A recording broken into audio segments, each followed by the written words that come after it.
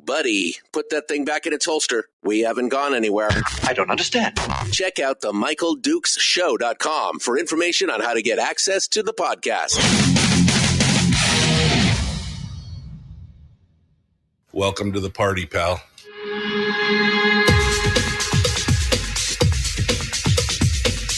The Michael Dukes Show. The greed and the entitlement is astounding to me. What more could you want from a low-budget radio program? This is a dumpster fire. That was just BS. It is time to get a new perspective. We know just what you need, and we've got just the cure. Open wide and prepare for a steaming hot cup of freedom. I just don't fathom it. The Michael Dukes Show, streaming live across the world. Oh, baby, across the world on the internet at MichaelDukesShow.com and across the state of Alaska on this, your favorite radio station and or FM translator. It is the Michael Dukes Show. Was that too excited? Was that too much first thing in the morning? Should I tone it down? I'm asking for a friend. I remember somebody saying, he's so loud sometimes in the morning. Well, sometimes I'm just, excitable. And maybe it's just because I'm trying to jack myself up, to get things rolling. So I don't, was it too much? Too much? I don't know. Anyway, here we are on Thursday, and just another beautiful day in paradise. I don't know. We're still in the dregs of winter. We still can't get away from it. It's still here. I'm waiting for it to it never ends. Never ends. But eventually it will be in sight. Welcome to the program. We got a good show lined up for you today, and if I do say so myself. And we're ready to rock and roll. We've got some headlines here that we're going to touch into. And kind of give you the lowdown of things that happened yesterday after the show and some of the news that's fit to print out there. And then we're going to dive into it with some guests today on the program. I reached out to, I don't know, must have been half a dozen different legislators. And everybody's busy. But one legislator answered the call. Representative Kevin McCabe came in. And so he's going to be joining us here in just a few minutes. And we're going to talk a little bit about the shenanigans, the hijinks, the gaslighting, the stuff that happened yesterday in the legislature, which was, it was a full-on clown show yesterday in the House of Representatives. I don't know if you were following this. I wasn't following this, to be honest with you. I was working. Had all kinds of stuff going on yesterday. But if you were following this, you were probably like buckets of popcorn going, I'm going to watch this. Because it was a hot mess yesterday. And I'm going to try and give you some rundown on that. And then we're going to get some details from Kevin about what exactly happened. And what does it mean moving forward? Now, this weekend, of course, is Easter weekend. And so the legislature everybody's trying to get out of there because they want to fly home tomorrow for a long-ish weekend. So anything that impedes that is obviously problematic. But we're going to talk about that here in a few minutes. Then in hour 2, we're going to talk with Sheldon Maier, who is a friend of the show. Sheldon and I have done several shows over the years. He is a small miner. He used to work out, he had a claim out on the 40 mile, and I think that's changed here in the past few years. But he continues to be a small miner, and he has had... he's been locking horns with a lot of the regulatory agencies, both at the federal and the state level, trying to get the work done and to remain what is historically been one of the backbones of Alaska, which is a small miner here in Alaska. And apparently he's having a new set of issues and wanted to bring me up to speed. I haven't had him on the program in 6 or 7 years. And so this will be a good opportunity to talk about some of the things that are going on out there and some of the problems and issues that are facing small miners in Alaska. Now, I have a soft spot in my heart for small miners because, well, that's where my family came from. My great grandfather was a sourdough gold miner who came up over the Chilkoot Trail and came up into the interior and started mining out on Eagle Creek and American Creek out towards Manly Hot Springs. And that's the history of my family. They were gold miners. And so this is something that's near and dear to me. And we're going to get a little bit of a feel for where what Sheldon's doing and what's going on, and just try and get a feel for the overreach that many of the regulatory and burdensome hurdles that we see for small miners that they have to face, which, by the way, many of the large mines don't mind. They like it because it forces all the small miners out because they have the capital and the wherewithal to comply to some of these, semi-ridiculous regulations, and it forces all the small miners out, and then they can go suck up the claims, and then so it's one of those things. But so that's the show lined up for today. Tomorrow's Firearms Friday, and I think before I open my fat mouth and say something wrong, I think holy cow, that was loud. That Jacob Sullum from Reason Magazine is it's a maybe, I guess, because I was trying to get him on last week, and then so anyway, I'll see if we can get Jacob Sullum on from Reason Magazine. He's been writing about some stuff lately on the Second Amendment, the Brune decision, and some of the other things that are going on that I think would be good to talk about. So, and if not, it'll just be you and me, and we'll talk gun stuff anyway, because it's Friday and it's my weekly therapy session that I need it. It just keeps me lucid, keeps me sane. How about that? Okay. Headlines. Who's got your headlines? That would be me. Let's talk about a few headlines. Well, if you're driving around with studs on your vehicle, you are about to catch a break because the deadline to remove the studs is the 15th of April, normally, meaning you'd have 9 days to get those tires sorted. And unfortunately, that's not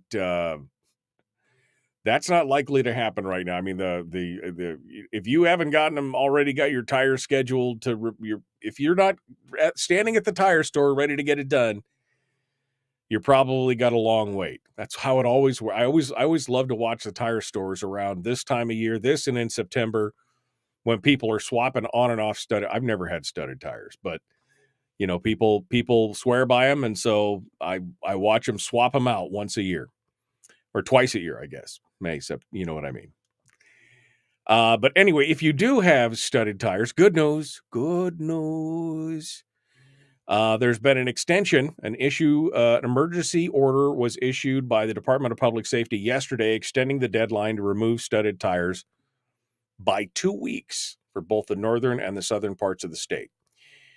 Now, drivers south of the 60-degree latitude mark, making southeast, southwest, Aleutian Chain, southern Kenai Peninsula, Kodiak, have an extended deadline of May the 1st. That's 2 weeks after the initial deadline of April 15th. Drivers north of the 60-degree latitude mark, which basically makes up the majority of the rest of the states, and the highways like the Sterling Highway, have an extended deadline of May the 15th. The previous deadline for removal was May the 1st. In a separate announcement, the municipality of Anchorage said it's pushing back its deadline to May the 14th, meaning drivers in the city will have to have their winter tires off by May 15th. The Department of Public Safety cited persistent inclement driving conditions across the state as a reason behind the deadline change. Much of Alaska is experiencing prolonged winter weather after heavy snow this winter has extended the ice season. This 15-day extension for the studded snow tire removal deadline will provide additional time to switch to regular tires without compromising safety. So you get you get it, you lucky ducks. You get it. So the roads are still a mess. What else? Oh, I guess I want to talk just briefly about this before we bring Kevin on. So yesterday there was, here are the three separate headlines, all talking about the same story. ADN, Alaska House budget debates stall over plan to use savings for one-time school funding boost. That seems pretty innocuous, right? Right. Alaska Beacon, some Alaska lawmakers stage brief walkout over education funding. Okay, that seems a little, are we talking about the same thing? And then finally, the Must Read Alaska, minority in House hijacks deliberations plays hooky as Democrats disappear to avoid budget votes. All three of these stories are talking about exactly the same thing. This is just, I'm trying to highlight just how ironic it is that this is going on and how these stories are different. Now, the ADN story doesn't really even talk about the walkout, the forced walkout. They literally, legislators went and 14 of the minority members went and hid in the state capitol.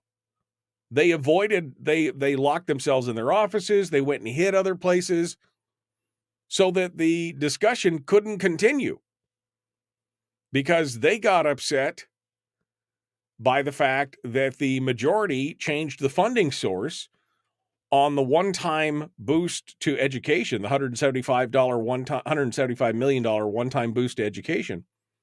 They changed the funding source from the general fund spending to a CBR vote because they could see the handwriting on the wall, I think, because the Democrats had previously tried to tie the half of the dividend, because remember the Democrats wanted to reduce the dividend to $1,300 the other day and it got voted down. They wanted to change half of the funding from the dividend to be from the CBR as well, so they could hold that vote hostage. This is so politics, and this is so much politics of the shoe is on the other foot. Because in the past, this is exactly the tactic that the now minority, then majority used all the time. And now all of a sudden it's, you're holding our kids hostage. This is a bait and switch. This is a scorched earth tactic. That's quoting Jenny Armstrong, by the way. But that's what it is. Now, since it's about the children or something that they care about, that is just a wrong move. But the Alaska Beacons and James Brooks actually has a very well-written article about this, and it talks about the history of that and the fact that kind of the shoe is on the other foot now. This is something that they were going on. But Zach Fields and the other members of the minority refused to say where they hid, only that it was nearby the Capitol.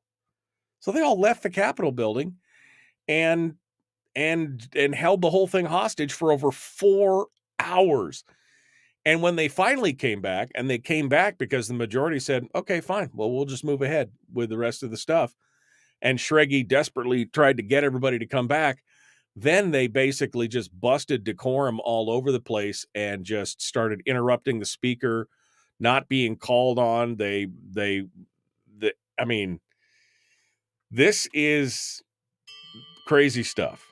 So we're going to we're going to see what happens, and we'll get a full firsthand account of this from our friend Representative Kevin McCabe, who I'm sure was there for all afternoon and there was some heated stuff out there. I mean, even Bryce Edgmond was like, whoa, you don't talk to me like that, because they said they were holding the kids hostage, and he's like, I don't appreciate being called a hostage taker. Even Bryce Edgman was a little PO'd about it. All right, we got to go. The Michael Duke Show continues. It is your home for common sense, liberty-based, free-thinking radio. Back with more after this.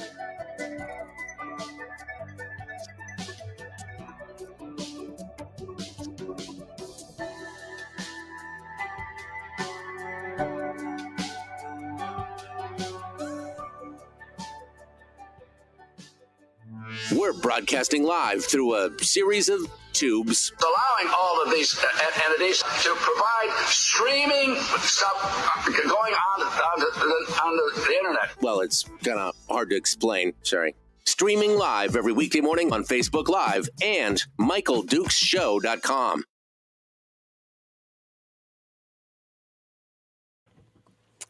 Unethical use of cornstarch. What? Cornstarch is must-have for certain types of, especially Asian food. You have to have a little cornstarch in there, thicken things up a little bit. You could use arrowroot, but it's a lot harder to use, and it's a lot more expensive. The landmine was all over this. I don't always check the landmine. Let me go back over here to the Alaska landmine to see what his headline said.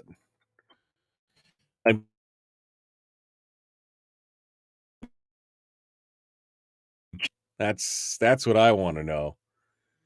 Did the minority get loose? Okay.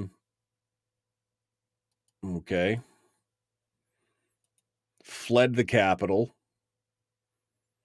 House minority flees Capitol as the majority tries to force vote on education funding increase. The majority pass. It became clear minority was not going to give their votes for the CBR draw, which would have sent a partially unfunded budget to the Senate. The minority members fled the Capitol after a brief recess. He said he interrupted Schrage.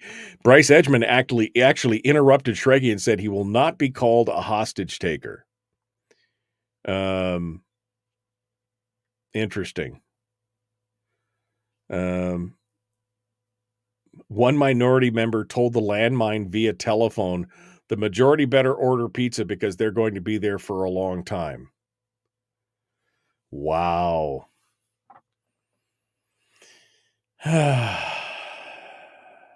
Well, maybe they should have just sent out the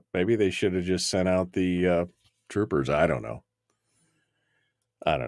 It's a hot mess. All right. If you need cornstarch, you're not a chef. Well, I'm not a chef. I ain't got time to be a chef. I cook. Cornstarch is a necessary evil sometimes. Sorry. That's what it is. I don't know. Okay.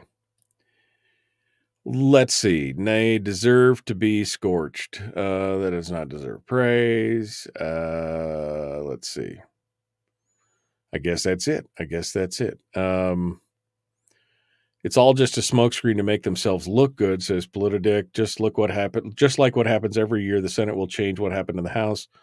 Now those in the House can claim they tried. Well, I don't know. Okay. I see that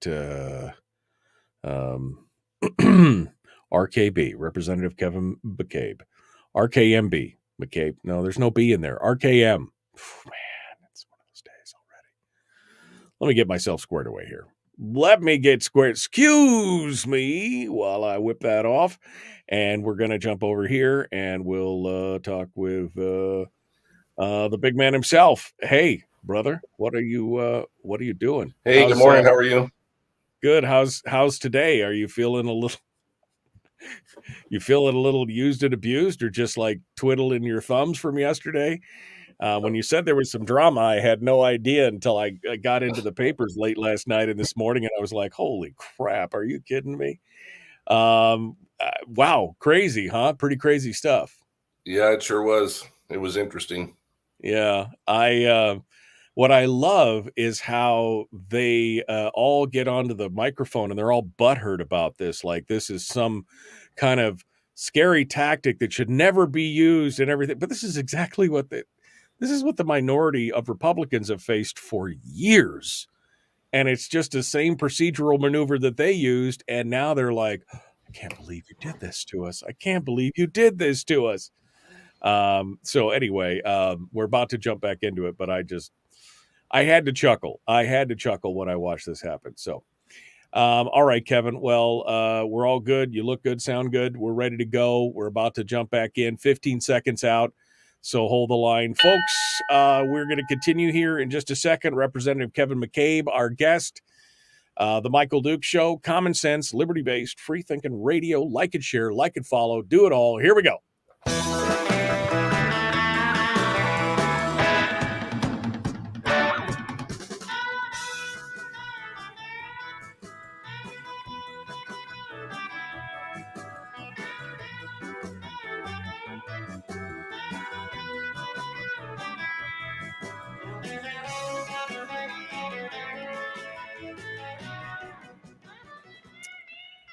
All right, we're continuing now, jumping back into it with our guest, Representative Kevin McCabe, who goes by the pronoun slim and handsome. We are ready to get things rolling and talk about what's been going on down in the legislature, and he joins us right now. Good morning, my friend. How's life in your neck of the woods? Good morning, Michael. Well, it's early. It's been a couple of days. It has been a couple of days. When I texted you yesterday, because I'd been trying to text somebody and get somebody nailed down, I didn't realize exactly what was going on at the time. And so you were like, sure, drama. And I was like, really? Okay, well, I can't wait. Then I read about it this morning and I'm like, holy cow, what a mess. So walk us through this, kind of what exactly happened, because this $175 million one-time proposal was previously being funded by the general fund, right? It was a general fund spend. But then there was some mess around and find out stuff going on from the minority where they were like, well, we're going to change the funding for the dividend since you guys voted for a bigger dividend than we wanted to give people. So we're going to tie half the dividend payment to a CBR vote, and that failed. And then, so you guys were like, well, if we're looking to try and solidify votes, and this has been a tool, using the CBR has been a tool to solidify votes for many different things over the years. You said, okay, well, we'll just change the funding from the general fund to the CBR, drawing it from savings instead. And that's where the bus went off the rails, right? I mean, am I running this out? Give me the rundown here. Yeah, pretty good. So there's one more piece in there that's a player, which is the 404 primacy deal that the governor wants, which is about $5 million. And I say 5 million, and I can't believe it comes out of my mouth that easily. But what we did is we wanted to transmit to the minority. We knew that was going to be a struggle, is the primacy. So we wanted to tell the minority that we were willing to work with them on school funding as a caucus. Not everybody agrees with that. The $680 per student, which is $175 million, actually doesn't go to students. It goes to the school districts, and teachers need to negotiate. The NEA needs to negotiate with those districts to get any money into the classroom. So a fraction of that will go to the classroom. But the districts were screaming they needed money for roofs and energy costs and increased price of fuel oil and electricity and all that. So we thought, okay, we want to demonstrate that we're willing to listen and that we're willing to help fund that. And not everybody in our caucus agreed. It was a struggle. But we put forth Amendment 26 first, which was that money. It was an outside the BSA $680 increase to per student, so $175 million to our budget. We put that forth first. We wanted to send a message clear to the minority that what was to follow was important to us, and we were willing to work with them. So the very next thing that came up was the 404 primacy. And we had some members in our caucus that could not vote for that politically because of their districts, mostly due to Pebble and some other things. So we were hoping to get a couple of the minority to vote for it as well, and it failed. So inside of that discussion, Zach Fields, and keep in mind that Zach has been here in Alaska for 8 years maybe. He stood up and he basically, in one of his comments, he said, "You are not getting the 3/4 vote that you will need for this budget." That's what he said to us. He transmitted loud and clear that they were not going to work with us. Because at the end of the day, we need a 3/4 vote to take some money out of savings to finish funding this budget. So to me, that was a signal that they had made a caucus decision that they weren't going to work for us, regardless of the fact that we had just floated this $174 BSA increase as a olive branch is the wrong word, but as a signal that we were willing to work with them. So that colored every vote thereafter, and we blocked almost $100 million worth of amendments that they tried to put in that were all social programs, and some of them good programs that I would have, in a different era would have been interesting to vote on. But Right. as a fiscal conservative in this budget era, there's no possible way that I could vote on them. Right, because they wanted to take many of these programs. They wanted to draw from savings as well, right? Oh, sure. And of course, the Twitterverse and everything else exploded that we were being mean to them, and we were going to push Granny off the cliff, and the Pioneer Home roof was going to collapse on all the elderly, and all the typical things. So at the end of the day, we negotiated, and at the very last day, the day before yesterday, as we were sort of winding down with the 93 amendments, Representative Dan Ortiz from Ketchikan had held an amendment, had not offered an amendment, and he put it on the table.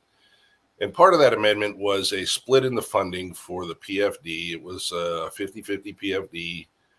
Half would come from the ERA, which doesn't take a 3/4 vote, and half, which would be $818 million, would come from the CBR. And we were interested in that because it was a 50-50. It was exactly what we wanted. I mean, it's part of the governor's plan. It's part of the fiscal policy working group's plan. It's part of moving forward into this fiscal, long-term fiscal plan that we were working on in Ways and Means. So we were interested in that, except it would have required a 3/4 vote for half of the funding. So at the end of the day, if we couldn't get their 3/4 vote, which Zach Fields said early in the debate that we would not get their 3/4 vote, then that would work out to be a 75-25, right? But it did send a signal to us at the very end of the day, Tuesday afternoon, that they might be interested in working with something out of the CBR, and they might give us a 3/4 vote for something. So we looked around and we thought, what if they would give us a 3/4 vote for the $175 million for the BSA funding that we put through in Amendment 26, which was the first amendment, but offered. Right. And so just before the floor yesterday, we had the amendment drafted up, and we put it in, and it just you'd have thought that we'd have poured hot water down an ant's nest.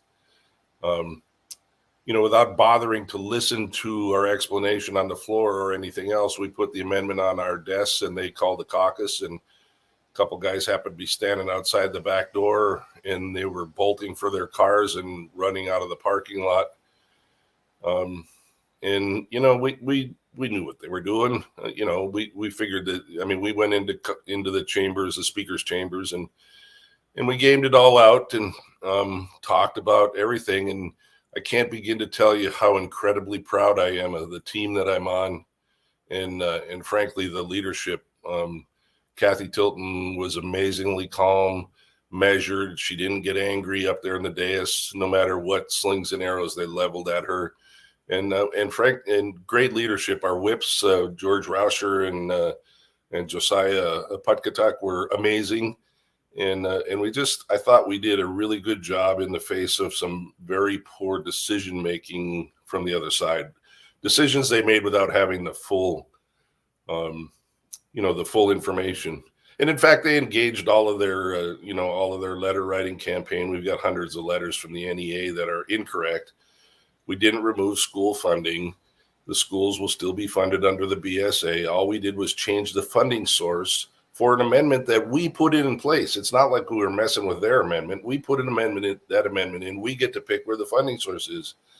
And we just figured they would be open to it because they had put in Ortiz's amendment the day before. So, there was a little bit of many other amendments that used it as the same funding source. This wasn't like this was a double secret handshake thing where we were drawing it from some secret account. They had many amendments that were drawing stuff from savings. Right. And, it's so we were a little bit taken aback by that. I won't say we were surprised because we weren't. Frankly, the completely and very poor leadership from Calvin Schrage is what precipitated that whole event. The whole time I was in the minority with a minority leader, Kathy Tilton as the minority leader, she never, not once, not even for 30 seconds, treated Louise Stutz like Calvin Schrage treated Kathy yesterday. The lack of respect coming from, frankly, a child in a leadership position was, the word reprehensible gets used too much, but I was shocked that they would leave that guy in a leadership position. And I'm sorry. I mean, I don't normally cut people down like that and go after people like that. But frankly, if you watch the floor sessions and you watch the petulant comments and actions and throwing his body around, it just, he was in a full-blown tantrum, and you can't lead a caucus like that. Then you set examples for people that have been sent here for a political agenda. Jenny Armstrong has been here for 3 years, less than 3 years, if you believe some of the news stories. And, she's driving the whole thing with her, with her comments. She is doing a bunch of stuff on Twitter, scorched earth, she calls it, trying to drive these social programs. And, we're just not having it, so. Right. Well, and again, it's interesting, both Zach Fields and Schrage talking over and jumping up from the floor without being called on, and all these other behaviors that Stutz probably would have called the sergeants at arms out to escort somebody out of the room. And Kathy just dealt with it. Pretty interesting stuff. But Kathy never would have allowed us to do that last year. She would not have allowed it. She would have called a briefing. She would have drugged me or somebody else if I did that out into the hallway, and she would have said, "Please," in her own quiet way, would have said, "Please don't do that," or however. But she would not have allowed that as a minority leader. She would not have allowed what Zach Fields did and what Schrage did, and frankly Jenny Armstrong as well. Most of the others were decorous. I mean, they were statesmanlike. They stood up. They did what they were supposed to. They raised their mic. They followed the decorum. For some reason, Zach and Schrage think they have a mandate that they can just stand up and start blurting things out at Jenny, frankly, and it's frustrating to deal with when you're trying to get Alaska's business done. To deal with this kind of on the floor activism from. Right. Schrage's a lifetime Alaskan, but the other two, Zach and Jenny, aren't. New imports, yeah. I thought it was interesting that even Bryce Edgman at one point got a little heated about, don't try and call me a hostage taker. I mean, it was, even somebody like that who was in the majority for so long and worked with them and did all that, and even he was like, whoa.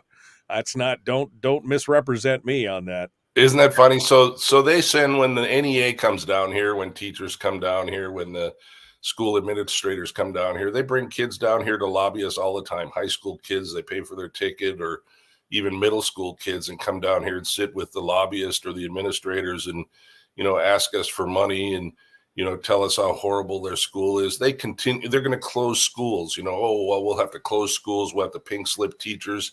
They hold kids in the education system hostage every single day. And yet they have the temerity to stand up there on the floor and accuse us of being these sort of nefarious, Yeah, bad Republicans, and right, it's just impugning the character, of everybody. Right now, Kevin McCabe is our guest. We're going to continue this discussion here in a few minutes. We'll get his take on where things go from here as we continue. Don't go anywhere. The Michael Dukes Show, common sense, liberty-based, free thinking radio. Listened to by more staffers in Juneau than any other show, because their bosses told them to. And after what they just heard, oh man, they're going to be pissed. You're a bad, bad man. The Michael Dukes Show.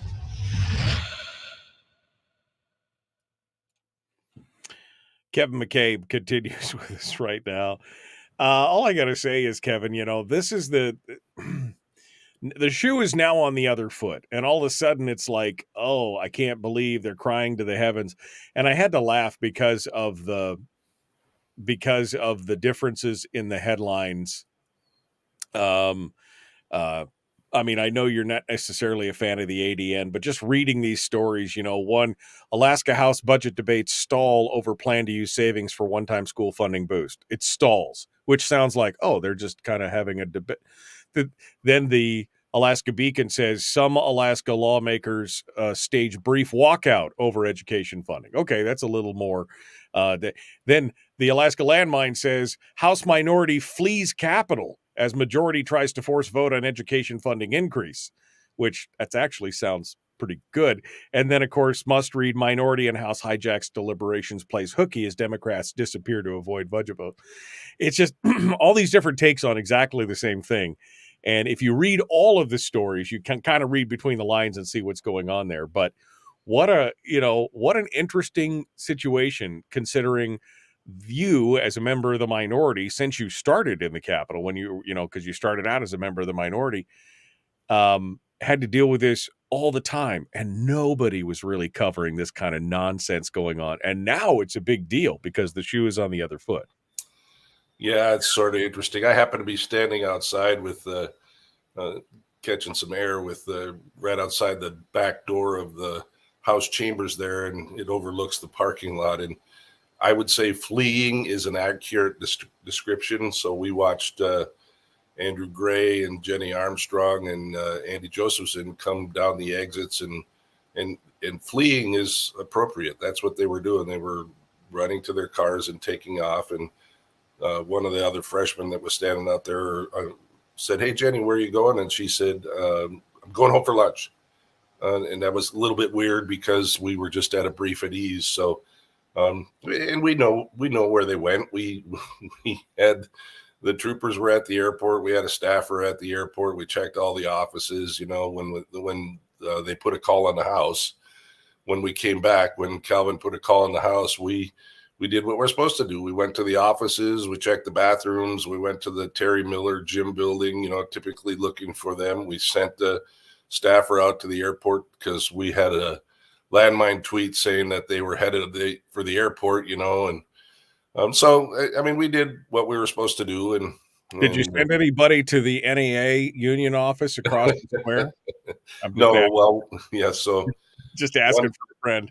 One of the other minority members has bought a big house down here. She typically wears a yellow jacket. And so they were all gathered there at her house.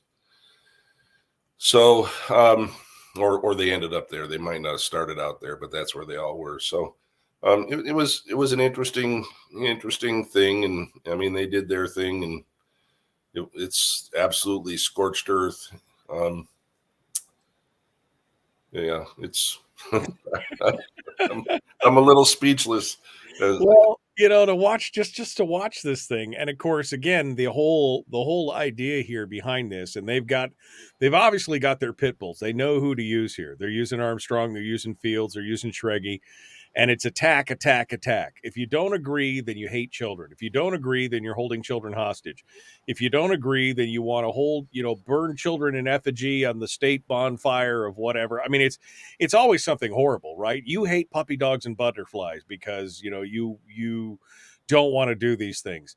And the mischaracterization, and the problem is that nobody's picking up on the fact that it's all hyperbole, that nobody is really hey, we're not saying we're not going to fund it. We're going to fund it. We're just funding it from this different source. And by the way, this is a source that your folks have used for years to guarantee votes on other things. This is not anything unusual. This is not like some play that was pulled out of the playbook from 1795 that nobody's ever seen before. This is something that, is done on a regular basis, and they just act like this is something all new and horrific. And of course, the problem is that many Alaskans don't understand the process. They don't understand that this is business as usual, and they buy into that hype. Right. So I saw some comments on Facebook, and I think maybe even on some of the comments on here that we wouldn't negotiate and we were holding them there, and we can get into that maybe after the break, and why were we still there? And there's a procedure called a call on the house, which is what Calvin did when he showed back up. Then he placed a call on the house for his own members. Which might happen occasionally when somebody's gone or missing and you need them for a vote, but he knew where they were. He knew they weren't coming back. So it was basically dilatory, what we call dilatory. He's right. using the procedures and to stall, right? To stall and create a problem and that sort of stuff. But we have to allow that to happen because we don't want to set a precedence where where the call in the house is. Yeah, let's get into that when we get back here. We're jumping back into it. The Michael Dukes Show, common sense, liberty-based, free thinking radio. Here we go.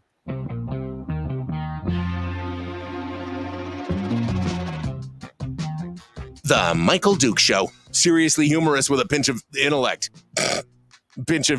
Sorry, that is humorous. Here's Michael Dukes. It is a pinch. I don't know what the quantity of that is, but there's a small bit of intellect in there somewhere.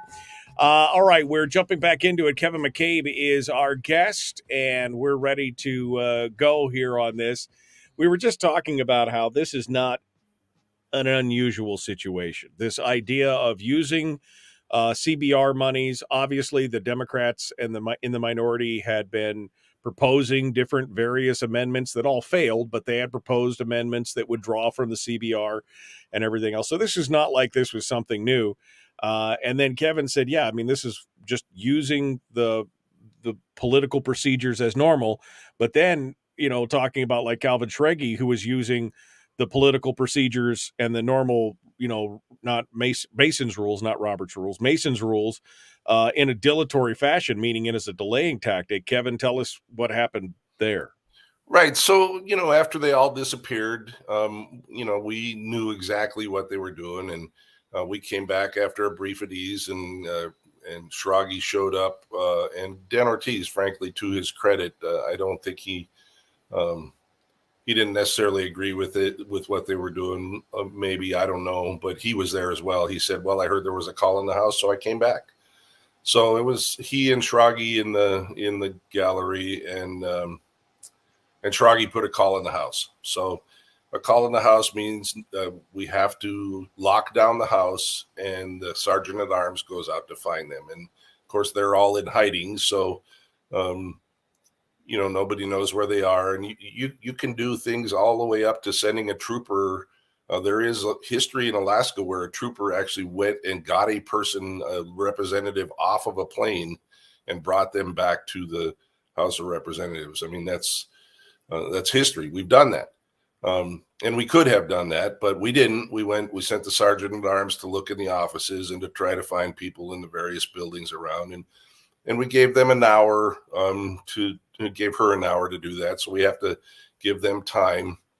And then at some point, I think Representative Armstrong, Jenny Armstrong's staff came down, and she had left her cell phone in her desk drawer, and they asked the pages to go get it. And I happened to be sitting right there. And I said, what are you doing? And he said, well, I'm getting Armstrong. Her staff wants her phone. And I'm like, oh, so she still is around somewhere, It just shows that they know what's going on, and they're watching on TV. They're watching all the at ease stuff, and they knew what was going on.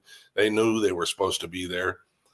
So at that point, there's a Mason's rule that says if you're using a motion for dilatory manner, In other words, if a small minority of people are trying to control the whole process through the Mason's manual rules, such as a call on the House, you can rule it dilatory. And the only problem is you don't want to set a precedence where immediately a call on the House is ruled dilatory, because there's a reason for that rule. But after giving it some time and talking to Ledge Legal, we ruled it dilatory and we recessed. And then, in fact, I called the recess until 3 p.m. to give them time to return, which was another hour and a half. So they were gone for 2.5 hours or maybe 3 hours. So that's kind of the way it was. The problem is then they came back and they started another delaying process. They started throwing amendments at it, at Amendment 26, which is what's on the table, trying to Christmas tree it. So there's probably still another 40 or 50 amendments to that amendment, which is a crazy thing if you ask me, trying to amend an amendment. But it's another procedure, and it's a procedure they're using now again to delay things so that they don't have to take a 3/4 vote. Frankly, Easter is a family time. I get that they're all trying to get out of town, but push comes to shove, I'll just bring my wife down here and we'll have Easter in this apartment. And for me, it's about Alaskans. It's about getting things done for Alaska, and we're trying desperately to do it, and they are trying to continually delay. So it's frustrating. But what happened at one point during this debate is Zach Fields made a mistake, and he placed a call on the House when the root amendment was the only thing we were discussing. So Amendment 26 is what's called as the root amendment. That's what we were discussing, and Zach Fields placed a call on the House. The call is not satisfied until the amendment is complete. So now we had to lock down the House. Nobody can come or go. If you go to the restroom, you got to be escorted by a page. So he didn't realize what he had done. So I saw some reports of like, well, they're not adjourning, but they're not negotiating. So what's going on? Well, what was going on is they had thrown a bunch of superfluous and dilatory amendments at us that we're tabling as fast as we can, and they're continually trying to bring them back up. And we have a call in the House, so we can't adjourn. And when Zach finally was up at the dais and he's like, I don't understand what we're doing. And I said, well, Zach, you have a call in the House for the root amendment.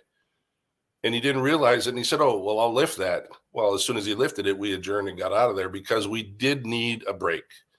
We need cooler heads to prevail. We need, some statesman-like discussion. We need to let the emotion die down and try to get back to work for Alaska. So we'll see how it goes this morning. If all those amendments are still there, we will likely have to go through and adjudicate them somehow. And, I know they're frustrated because we're just tabling them. We're not allowing them to introduce them. But frankly, I bet half of them don't even know what they are. They came from finance. They just put their name on them, and they're strictly trying to Christmas tree this Amendment 26 that we have on the table right now, right? Which is our amendment. I mean, right. We get to choose where the funding comes from. It's our amendment. We're not messing with their amendment. It's our amendment, Right. So. Well, and of course, this is, again, like I said, now the shoe is on the other foot. It's a whole different ball game now that they're seeing the same thing. I'm sure it is frustrating, just like it's been frustrating for you guys for the last 4 or 5 years, being in the minority and being beaten like redheaded stepchildren by the majority over and over and over again. Yeah, I'm sure it's frustrating, but that's how it works. It's not meant to be an easy process. It's supposed to be a difficult process, which is obviously proving to be. So walk me through the rest of this and the rest of the budget. So if you guys start again this morning and they don't have all the amendments, where are we going? Will the budget be out today? Because I know many of you are leaving tomorrow to return home for the holiday. But where are people at right now, and what happens with the budget as it goes through, or if it stays and has to be picked up next week? Walk us through that. Sure, that's a really good question. So we're caucusing this morning, and we will develop a game plan. Like I say, there's another maybe 50 amendments left, and I think that Representative Eastman is writing them as furiously as he can as well. And I'm sure that the minority has put together a whole bunch more. I'll be surprised if they come in say, no, we're not going to offer any of those, but I'm sure that Eastman will. We'll just have to march forward and adjudicate those somehow, whether it be tabling them or listening to them. If somebody puts forth an amendment that they know about, that's their amendment, that's not designed to be dilatory and not designed to gum up the process, I think we're happy to listen to it. I don't think it will go anywhere because we have a plan for this particular, for Amendment 26, for the $680 per child, which is the $174 million amendment. But if they have a decent amendment that is worth listening to, we'll listen to it. But if it's just there to gum up the works, we won't. So we'll get that done. We'll get Amendment 26 passed, and then we'll be debating the budget. Once we get everything done and we close out the second reading of the budget, then it has to go to third reading. We can go to third reading today with enough votes in the House, but if any of the minority objects, then third reading takes place tomorrow.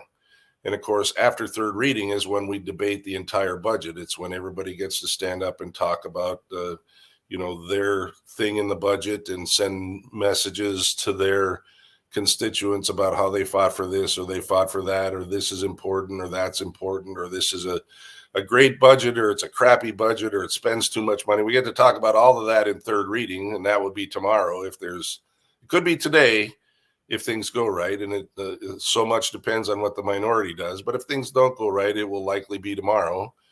And then we'll debate that, and with 40 people wanting to talk to their constituents from the floor, it will likely take all day.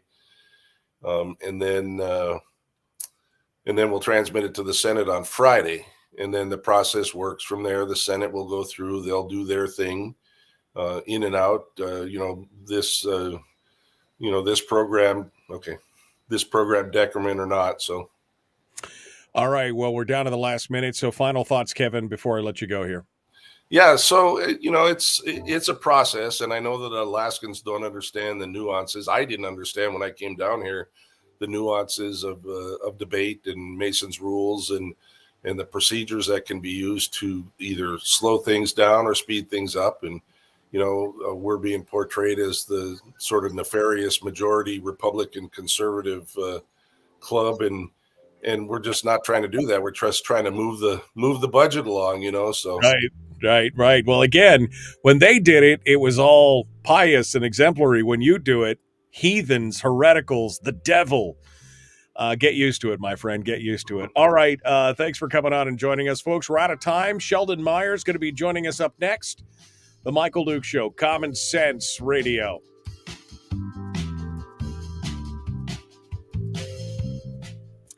I got to laugh at the poor, pitiful me kind of ideas of, oh, look at us. We're being oppressed. I mean, you guys, the shoe is on the other foot. This is it. You guys have been doing this for years.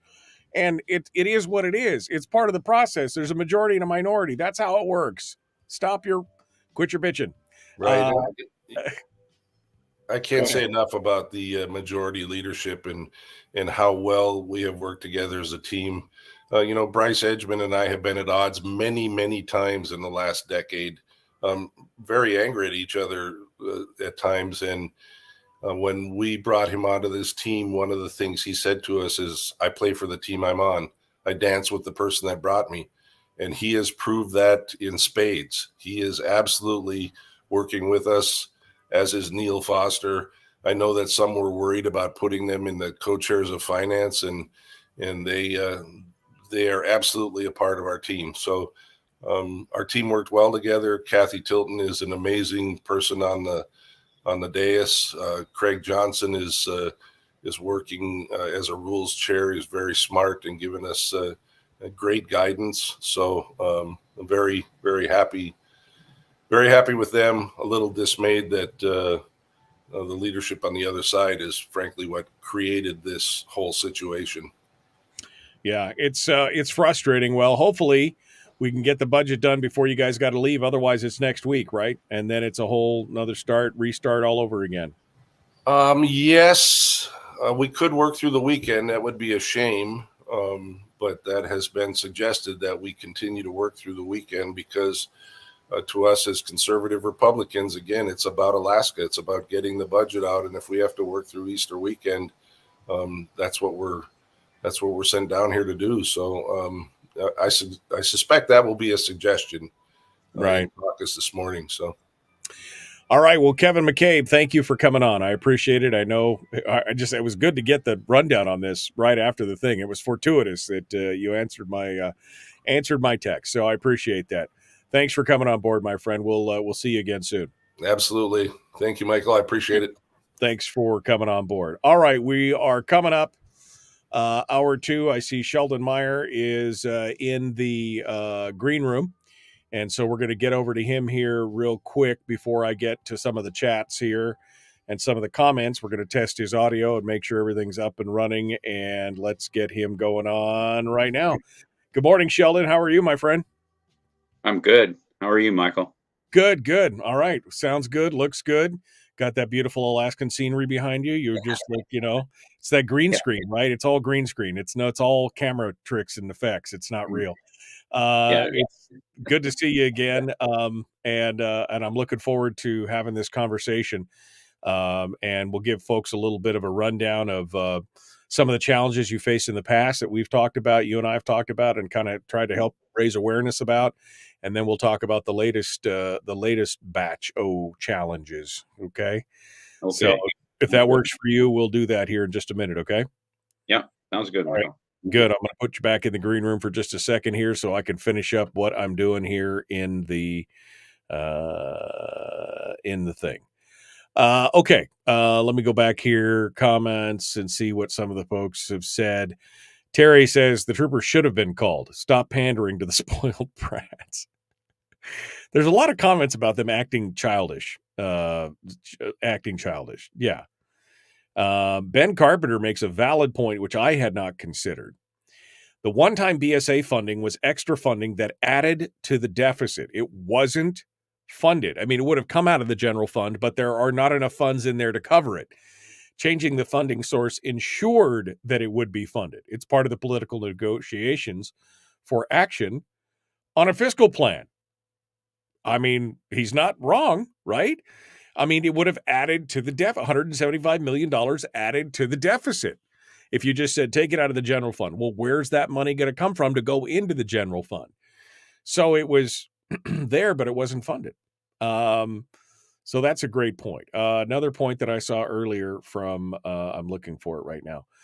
Because all the school districts are running around crying poor mouth, right? Poor, we're going to close our schools. Our children are going to be in the streets and there's going to be no buses and they're going to have to walk to school uphill both ways in the snow.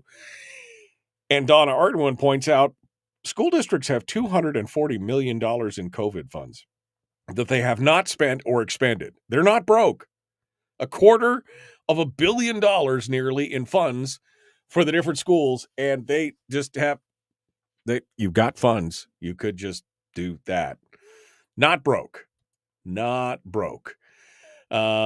says it sounds like Schrage and company were arrogant as something.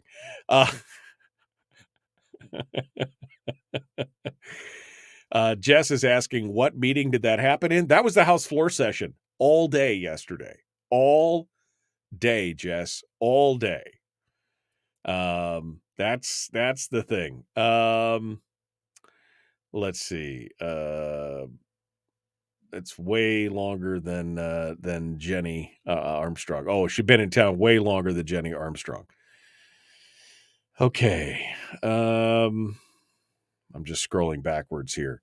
Yeah, Angie said, NEA offices are across the street. We suddenly started getting union emails while they were gone. So maybe they all just immediately skipped across the street to the NEA office, got them all riled up, and then went over to whoever's bought the new house down in Juneau. I don't know who Kevin was talking about, but somebody bought a house down there in Juneau, and that's where they're doing their thing. But anyway, it's interesting stuff. I'm just looking through here. So they're not going to play along. They're not going to play along to get along. Table all the rest of the amendments like you did last year. How dare they? Well, that's part of the process, isn't it? Okay.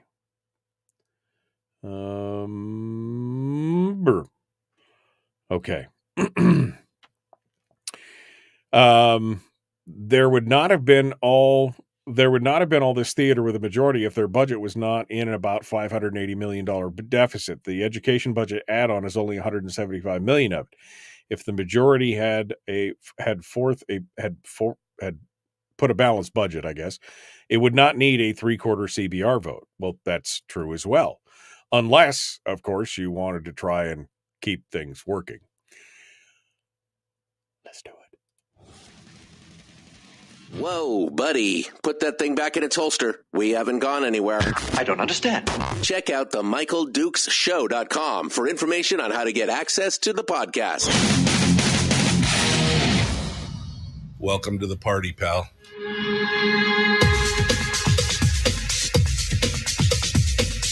The Michael Dukes Show. The greed and the entitlement is astounding to me. What more could you want from a low-budget radio program? This is a dumpster fire. That was just BS. It is time to get a new perspective. We know just what you need, and we've got just the cure. Open wide and prepare for a steaming hot cup of freedom. I just don't fathom it. The Michael Dukes Show, streaming live across the world. Live around the world on the internet at MichaelDukesShow.com and across the state of Alaska on this, your favorite radio station and or translator. Boy, that stuff sneaks up on you, doesn't it? It just sneaks up on you, that timing thing. All right, we're into hour 2 now, and we're ready to change gears a little bit. We're going to talk about mining in Alaska, which, again, as I said earlier in the last hour, is near and dear to my heart. My great-grandfather, I should say. My great-grandfather was a sourdough gold miner who came up over the Chilkoot Trail and started mining up in American and Eagle Creek up near Manly Hot Springs. Was a gold miner for his entire life, so I've got a history of mining in my family, and so it's something that I really care about. Sheldon Maier is a Alaskan miner, has been doing it for many, many years with his family. He's been a guest of the program in the past because he's sometimes you got to fight the machine, right? Sometimes you got to fight the power, and the regulatory process in the state and between the feds and the state government is overwhelming for small miners. The number of things that you have to do and trying to make happen and the regulations you have to adhere to are sometimes not only onerous, but they are just absolutely bank-breaking in their complexity. As I said earlier, many of the large mining corporations are happy to do it because they got the capital to make it happen, but it's the small miner. And in fact, some of the things are suggested by the large mines, so because they know that the small miners do not have the scale or the capital to be able to comply to stuff like that. So it's been an uphill battle for many, many years. Sheldon and I have talked about this in the past, but now he's fighting a new fight, this time with MSHAW, and we're going to get some details on that right now. We're going to bring Sheldon Maier up onto the stream, and we're ready to sit down and talk with him about it. Good morning, sir. How are you? I'm good, Michael. Thanks considering live in paradise. So, yeah. Well, just another day in paradise, right? Yep. All right. So, Sheldon, first and foremost, give us a little bit of a background on yourself. Who you are, where you are, where you came from, your background, what the setting for this is. Some of our past discussions, some of the challenges you've had before we walk into what's going on right now. Shall we? Let's start there. Okay. Yeah, I did. Well, we met years ago and came on your show, and I was fighting, started mining in the 40 mile. It's been 30 years ago. So it was after a few years of mining out in the 40 mile that I became involved because the Interior Department was obstructing access to mining claims. And, we spent a lot of years fighting for the RS-2477 and the navigability of rivers in the out in the 40 mile. And it's just mind boggling how even when you read through the original written regulations, and you try to comply with them, that the government just doesn't follow it. But so we fought a number of years. I spent quite a few years as on the board and as president of the 40 Mile Mining Association, did a lot. We I went to DC after the 2014, and when the EPA and DEC did an armed raid in chicken. Uh, People heard about it back then, but and the sad part, I went to DC and testified. And when I came home, I resigned my post at the 40 mile, and my wife and I decided to take a step back from the political realm because it was just basically, comes to a couple simple things. What's the definition? Doing the same thing over and over again, Right. expecting a different result. Beating your head against the wall of the bureaucracy is, yeah, it's Well, it's one of those things of understanding the things you can change and understanding the things you can't change, right? I mean, at that point, you'd obviously given it your all. You'd obviously given it everything you got. And if you still couldn't change it, then you might as well go pick your bat and ball up and go play somewhere else. yeah. I mean, we stayed out in the 40 mile until we sold the mine out there, and I moved in. We live in here in Fairbanks, but our mining now at 17 miles east, right next to the Pedro Monument. Um, and it's been, I'm happy with the move. I enjoy, being in my house every night. I mean, I had a nice place in the 40 mile too, but this we live here in Fairbanks, and I Right. enjoy it. Um, and now, we've all heard horror stories, and you and I discussed MSHA before when we were talking about, how the EPA, DEC, Fish and Game, the Corps of Engineers. We discussed all these on the air, and we Right. discussed them And amongst MSHA ourselves. is mining safety, health, and welfare. Is that what Or it is? Mine Safety Health Administration. Right. Okay. So So, MSHA. Yep. here's one of the first questions that pops up to me that I guess I've never really thought about until now. But I've always kind of, most of us see now that we don't have an equal and fair judicial system. And our system of laws that they're staired. We have a tiered leveling system, however you want to call it. But why does mining in particular, and especially us small placer miners, mining has its own safety administration, right? Why is that? We have when it comes to the standards of reclamation or with Fish and Game or any of the agencies, the standards for miners are far above any other industry. Right. So number one, you're not treated fairly in the eyes of the law because we're automatically, I guess, criminals or bad people because we need a special government agency just for us. Right. Well, let's talk about and specifically because I don't think and I I don't want the takeaway from this to be that Sheldon is like he wants to repeal all regulations on mining. There obviously has to be clean and safe mining. I mean, because we're obviously dealing with something like, especially placer mining and sluice box mining. We're talking about waterways and keeping water clear and doing, making sure we don't strip things down, build big tailing piles, and all this other kind of stuff. But at the same time, the regulations need to be not ridiculous and affordable for anybody, and cost effective for anybody who wants to go out and make a living as a miner. So walk us through here what's happening currently and what's the problem that you're having right now with MSHAW and the other organizations at your mine up on the steeps there. Well, believe it or not, with all the other agencies at this point, I've had a really good working relationship with them. We have been having no problems. But MSHA showed up at the mine site I started where we're at 6 years ago. An inspector, his name's Buck Jones. He stopped by one day, and I'm there by myself. I just happened to be. It was in September. I was pressure washing a piece of my equipment, and this guy shows up on the mine site, and I said. I'm usually pretty easygoing and friendly. I said, "Hey, did you not read the sign?" And he said, "Well, I don't have to read the sign. I'm MSHA, and I'm here to, talk to you." And I said, "Well, you're not allowed to trespass through my gate." And so as he was leaving, we had a conversation about it, and he told me that, he informed me at that point I was a sole proprietor, and he said, "If I were you, I would form an LLC because MSHA carries fines of $250,000 a day for noncompliance, and you're breaking the law by mining without a mine number.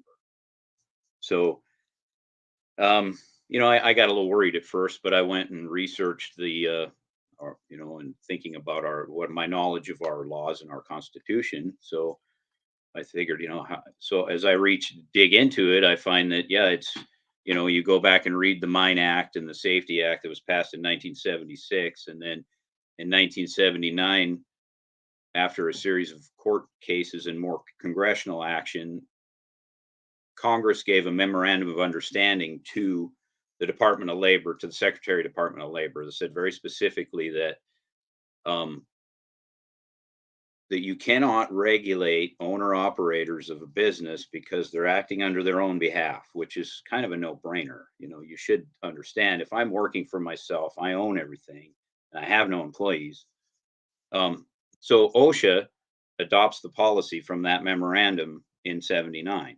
MSHA's got court case, or OSHA has a lot of court cases saying that they where they've been even taken to court and told that you cannot regulate these people because they're acting under their own behalf. So MSHA just ignores that. They've ignored it since it was given to them in 79.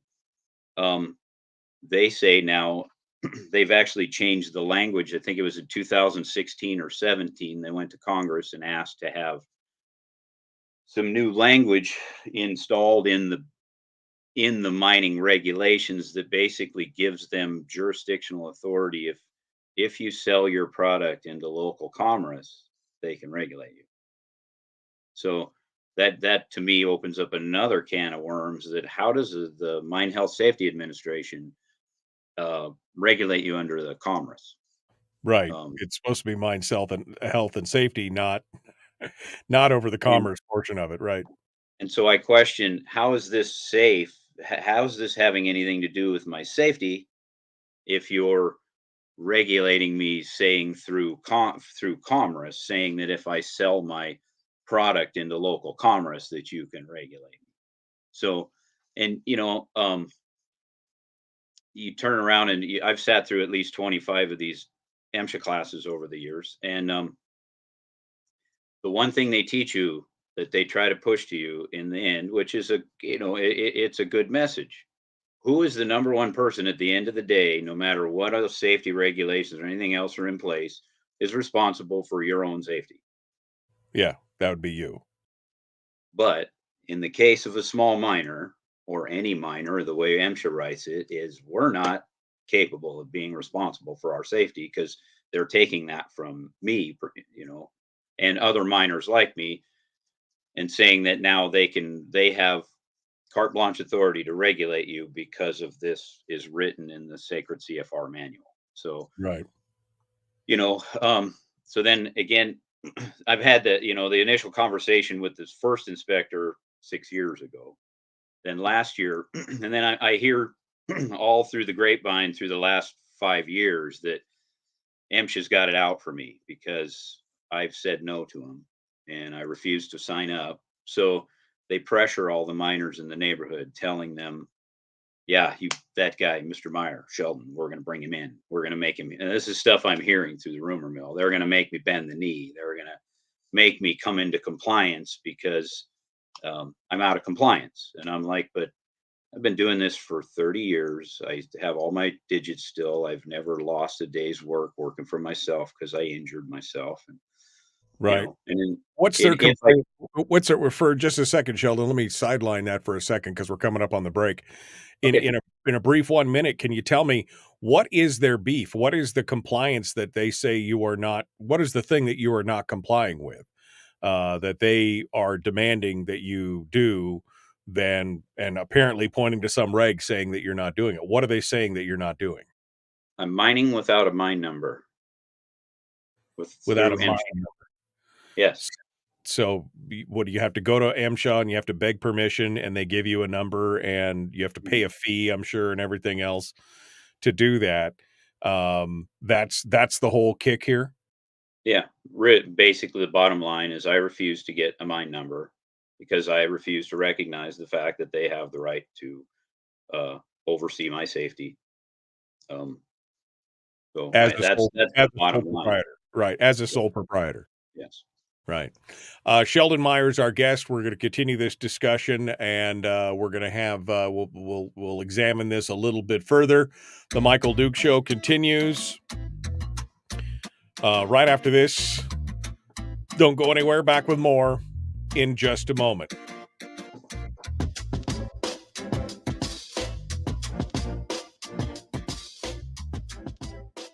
If you missed the show, you can listen to it on your time with Dukes On Demand.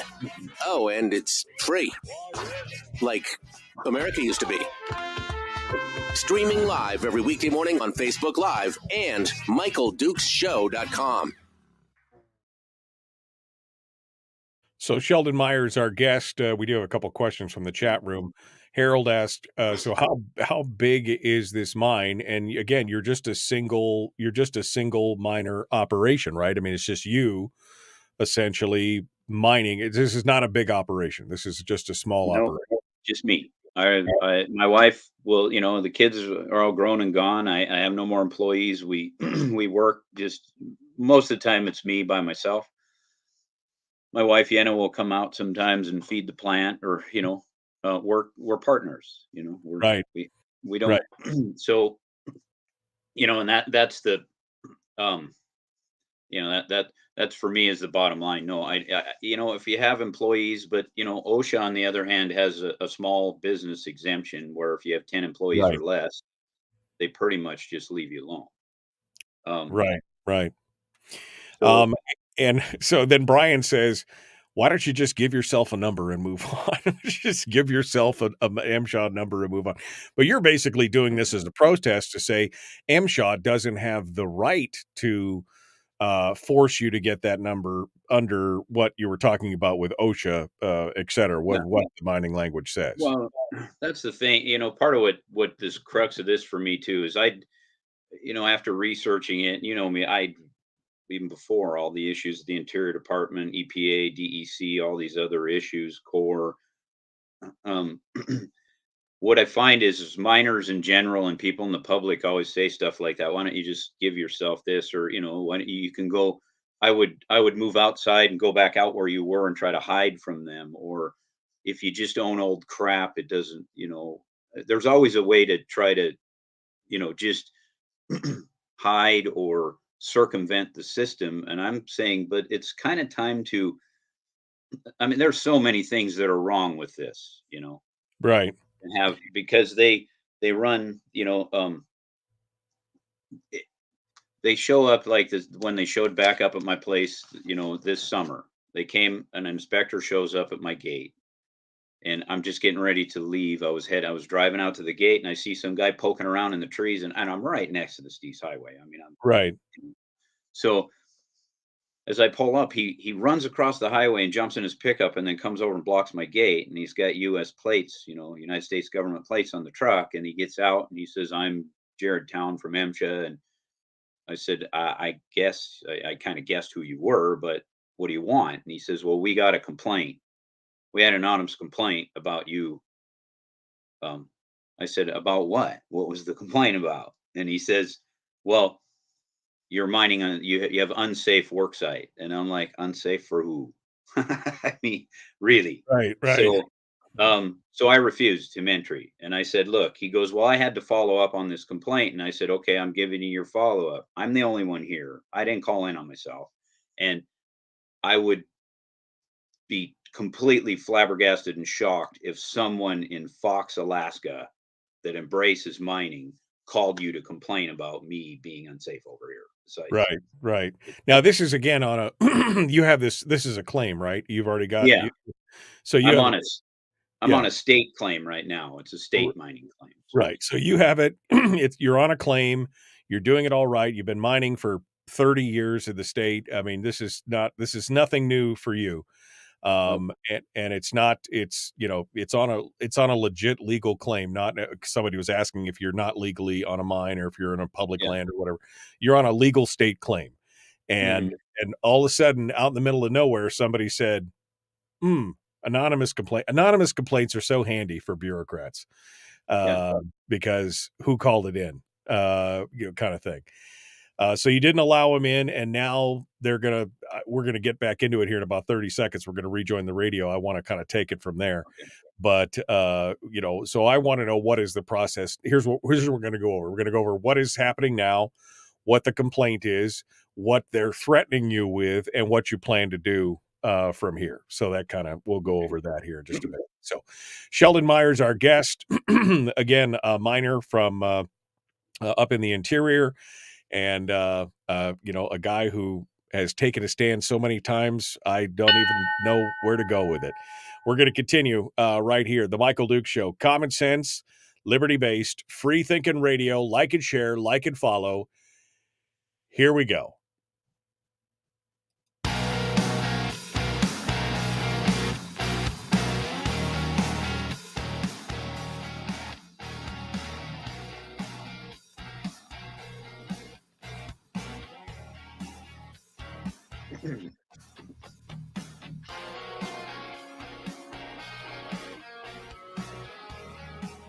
Okay, welcome back to the program, The Michael Duke Show. Continuing our discussion with Alaska small miner Sheldon Maier, who is been, he's been out there. He's been mining for, 30 years probably, Sheldon, in various areas around the state. Started out in the 40 mile, now is up on the Steese Highway, out past Fox, and has been working his mine there, and has been facing some harassment from MSHAW, which is the Mining Safety and Health Administration.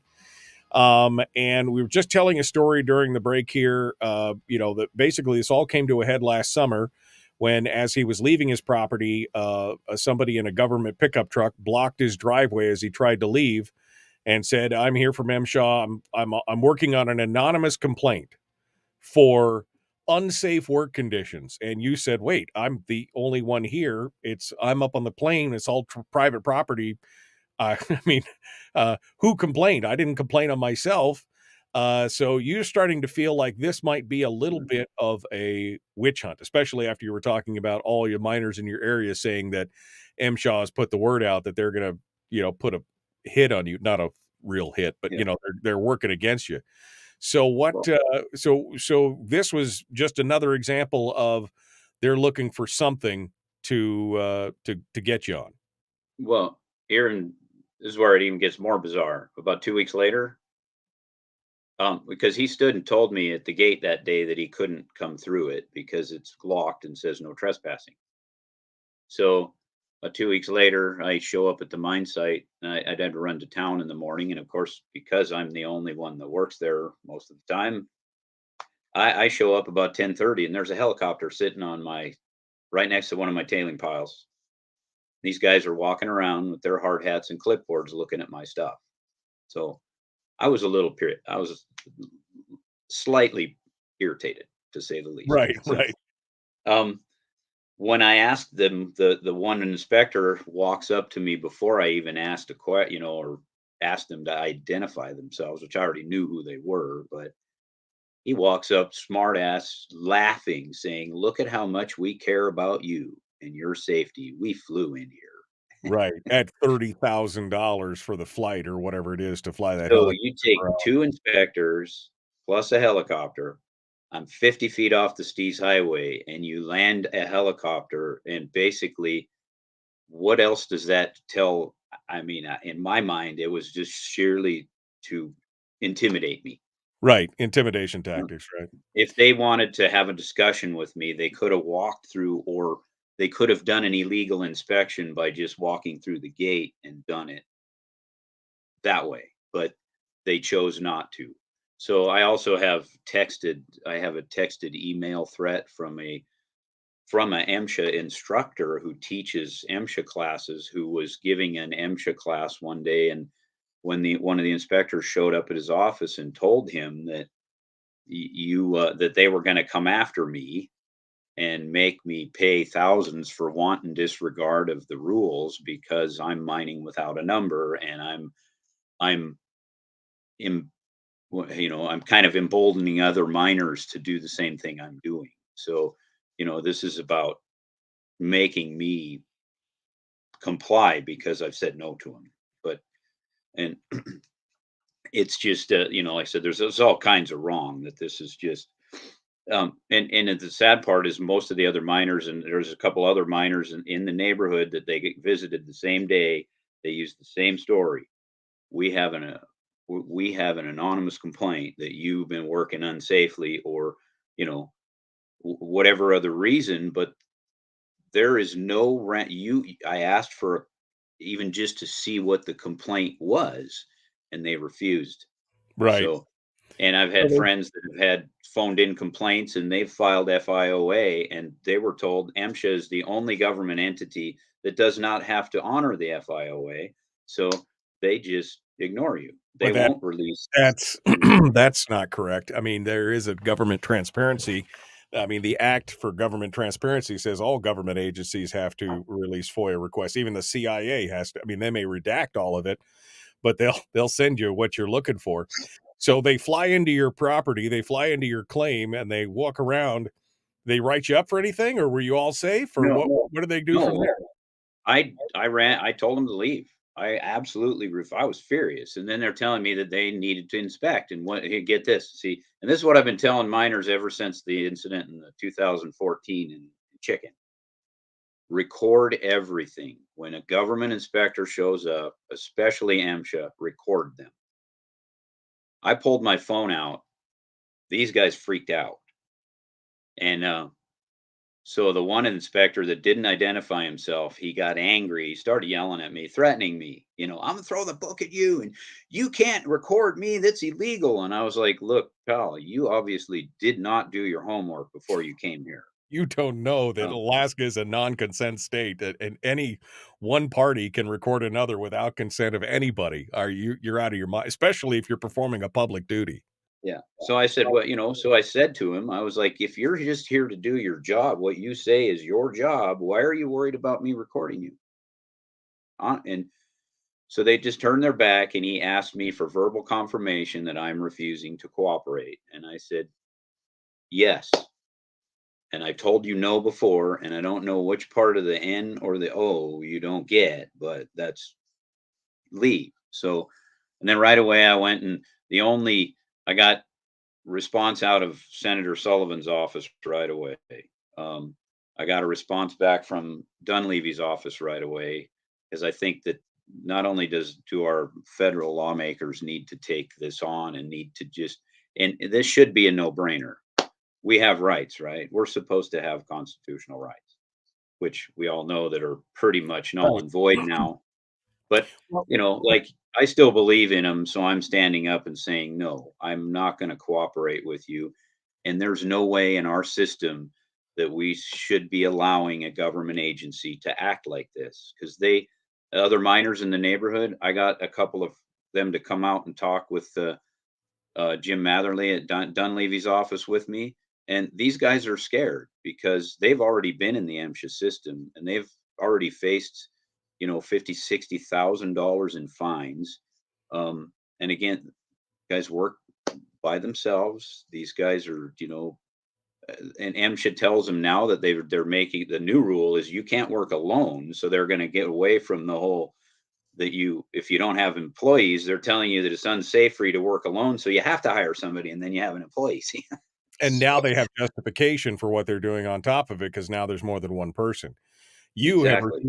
have refused to get into the MSHA system, and so legally you are actually standing on your own 2 feet, because they don't have jurisdiction if it's just under your thing. Here's what kills me. The guy admits that he can't come onto your property when he parked in front of your driveway. He can't come onto your property without your permission because you've got the signs of no trespassing. But somehow flying a helicopter over the driveway and then landing into the property is, in their mind, not trespassing. I mean, they're still trespassing. Yeah. Right? Yeah, pretty much. So that's the whole, it's mind boggling, really, so, and I even had a talk with the helicopter guy that flew him in, because I called him because, and then he wanted to know how I got his information. I was like, well, you have numbers on the side of your helicopter. So, I mean, it's not hard to find, but he was laughing at me, and he says that it's when he flies government people around, he's exempt because they're exempt. And I said, no, you're not. You're not exempt. Trespass is trespass. Yeah, trespass is trespass. There is no qualified immunity for you because you're flying that in. If they're issuing you an illegal order, they may be have qualified immunity in the execution of their duty, but you have the right to say, no, I'm not taking that job. Because you're not underqualified. That probably made the pucker factor was probably pretty high for him by the end of that conversation. Well, yeah, because he started laughing at me, and then I said, "Look, I've already talked to the FAA. I'd already talked to the FAA too, and I told him I'm not going to come after. Well, what I told him is, please, as a decent human being, the next time they ask you to fly into my site, I would decline, because if you bring them in again against my permission, I will go after you for trespass." And he just laughed at me. So I hung up on him. Because let's face it, the guy makes most of his money from government contracts. That's how he Right. operates. So, Right. Right. That's your deal. But, um, it's, one of the things that I find baffling about this, Michael, is that we have fellow Americans that are our neighbors and we live in communities with, that have this mindset that they think it's okay to treat other humans, other people, your neighbors, like this. It's like, and the threats and when it comes down to it, it's funny. They tell me through Sullivan's office, because see, I'm doing the same thing. Ultimately, I did with the Interior Department. I just ignored them. I just completely quit corresponding with them. I quit having any interaction with them.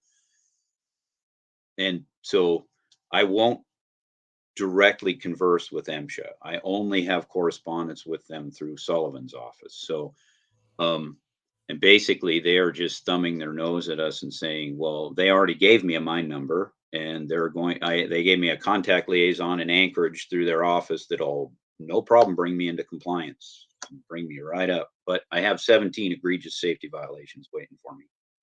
So I'm like, right. The second you call them, that's when you admit it's basically culpability. They know they don't have a leg to stand on. They're waiting for you to crack.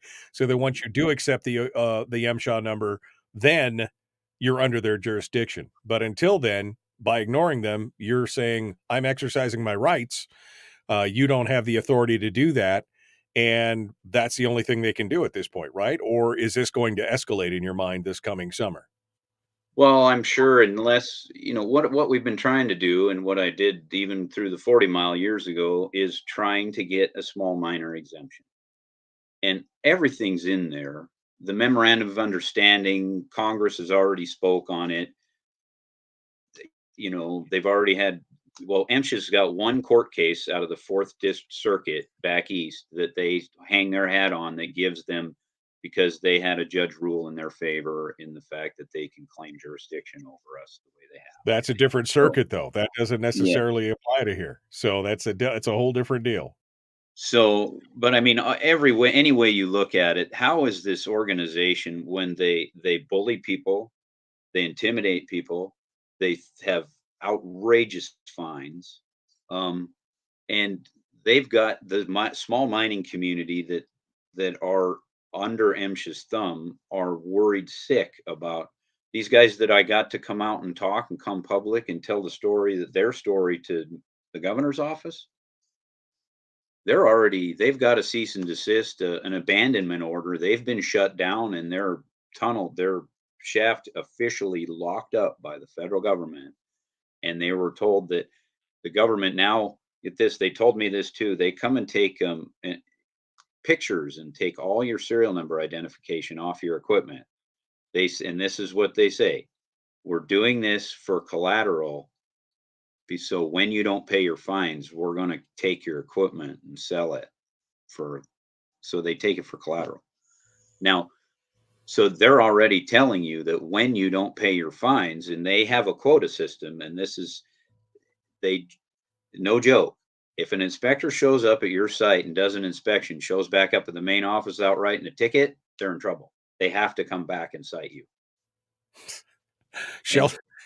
Sheldon Maier is our guest. We're going to continue one final segment with this. I want to go one more on this because this is insanity. I mean, I was as outrageous as I could be when Sheldon had the armed raid at the 40 mile at his position there when they showed up in a helicopter and SWAT gear and everything else. This is almost as ridiculous. We're going to continue this discussion in just a moment. The Michael Duke Show continues. You're home for Common Sense Radio.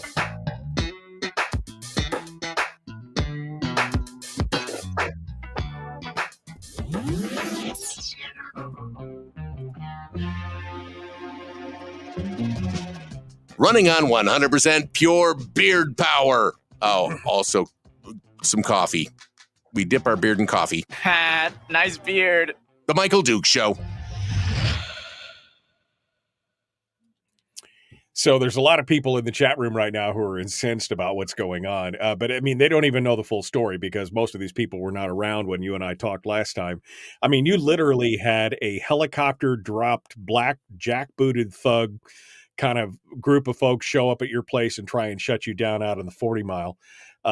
Which you eventually won that fight, right? I mean, you came. No. Go ahead.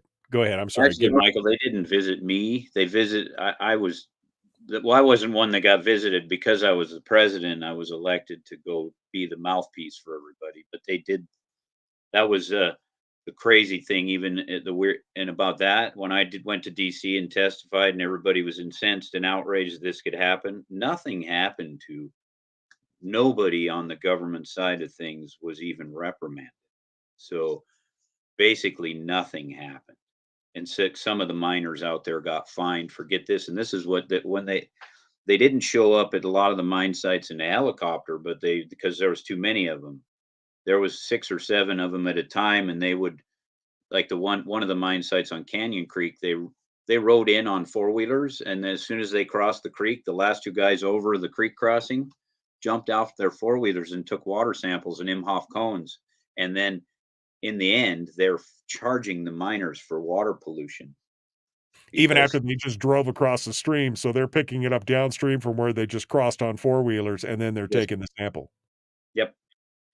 And what I tried to convince the people in the 40 mile after that was, guys, the best thing that I can see that we can do to combat this is, as a group, is peaceful noncompliance. Just don't comply with it. Ignore them. And then, we need to get some language changed in our policies because these, I don't know. I'm kind of running out of ideas, because when, we all know when we try to go work with our politicians that right. We try to make it work, but Sullivan's office has been pretty responsive to you, obviously helping you out. Has Murkowski's office or Peltola or anybody else? Have you talked to anybody else? Yeah, well, Sullivan's office was super responsive, and they've been on it the whole time. I've been directly through them. Murkowski just, I had a really good working relationship with her through the whole 40 mile stuff until I just, kind of dropped off the face, and I went quiet for quite some time. So, but her office just blew me off. They basically said, you can contact the OIG, Office of Internal, the internal, right? Yeah. Yeah. For the Department of Labor.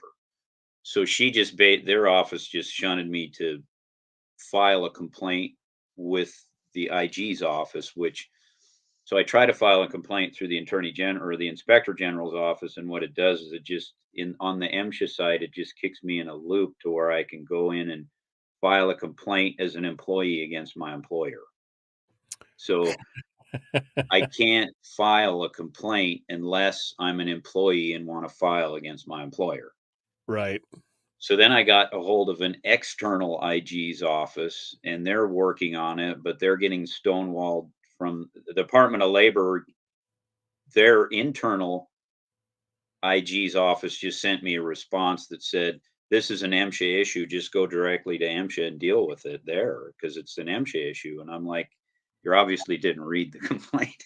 I'm not going to if you get roped up in the MSHA system, they will, they even have a secret little private part. They have a collection agency that's directly connected with the IRS. So it's a scary deal.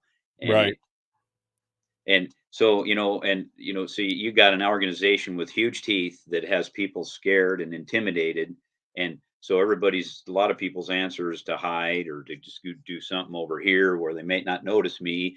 And I'm like, but I'm not doing anything wrong, and I'm not Right. polluting anything, and I'm not ruining anything. And I'm over behind a locked gate, which a lot of us are by ourselves.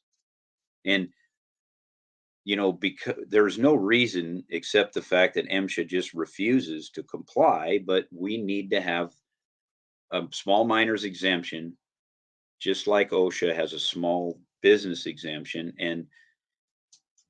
But I think when you come right down to it, how can it be deemed constitutional in our system that one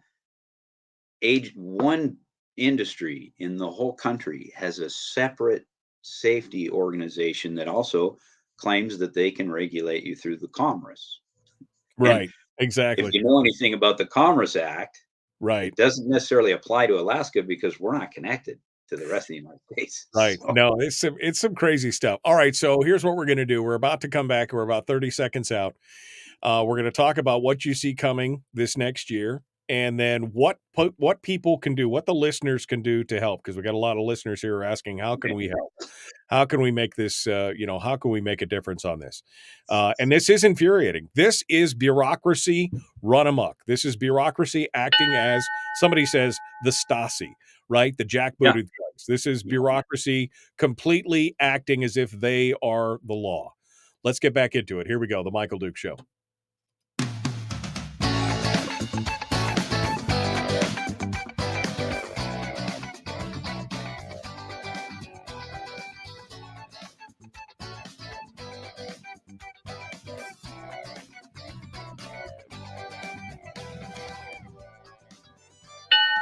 All right, one final segment with Sheldon Maier here, Alaska Small Miner.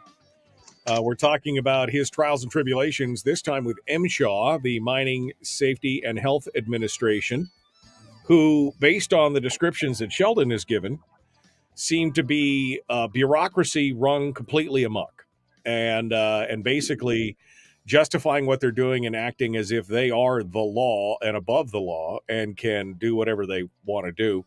So, Sheldon, I guess the final question here as we run out the final 8-9 minutes of the show today is, so what do you expect to happen in this coming season? Obviously, you're not mining now. You've got the season's about to start.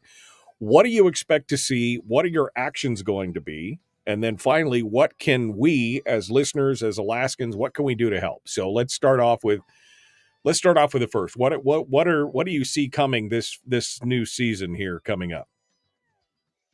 well, I don't see them.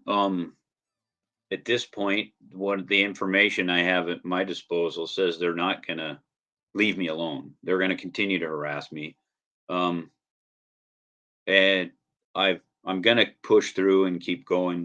I've trying to push for a small minor exemption, and the real no brainer is when you have no employees, I'm acting on my own behalf. So I'm going to continue to mine. Um, I'm I I'm just going to record them. I'm going to put up. I'm working on putting up a better video system at the claim where I can have them, so I don't necessarily have to have my phone in my hand to be able to record them. So um, I want to be able to have good video coverage, and so when they do show up, I'll have more evidence to show. Look, this is just pure harassment. You know. Right. It's persecution. It's persecution, government persecution from overzealous bureaucrats. And so that's I'm not going to stop. But I'm also, I'm probably a little crazy. I mean, look what I do for a living. I mean, Right. we all know, those of us that live where we live, we Right. are a little different. You're the stereotypical crazy old gold miner. That's what you're Yeah. doing, right? Yeah, exactly. Right. But I kind of, it's been, I think the best thing that fellow Alaskans can do, I mean, and I know whether you're a Republican, a Democrat, independent, whatever, these are basically not about politics. This is about our basic rights. And if I guess for starters, to try to help out, call our lawmakers and say, look, this needs to be addressed. We need to change this language. And one thing, be careful. Don't propose to pass any new legislation, please.